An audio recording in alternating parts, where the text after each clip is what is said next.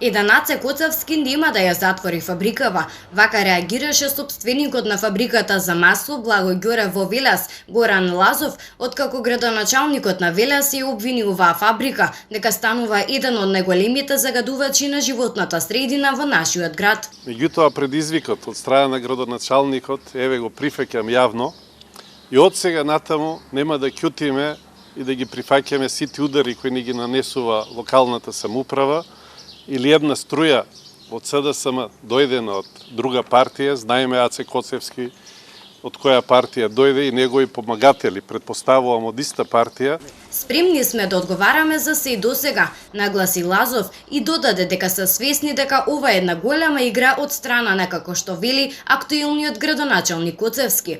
Потоа тој се посвети објаснувајќи како се случил настанот точно, потенцирајќи дека неговите вработени реагирале навремено и одговорно. Тој истиот ден, иако нашите служби го известија градоначалникот, ги известија полиција, ги известија сите надлежни структури во општинава, никој за жал не се одазва, освен полицијата која го регулираше сообраќајот.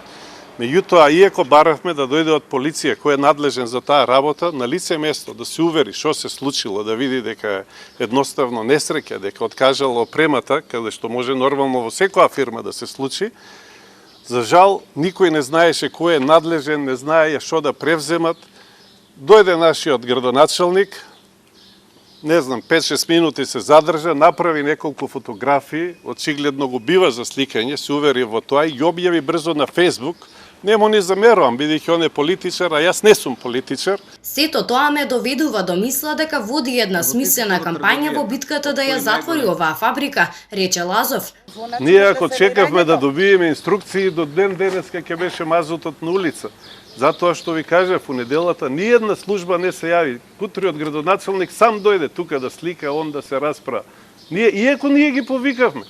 Кои служби, кого да, кој ќе ни даде инструкција? Инаку денеска исто така се обрати и директорот на секторот за контрола Чакарова Анита, како и Олгица Стојанова, директор на сектор за производство и одржување, кој што воглавно ги демантира информациите дека мазут се најде во реката Вардар.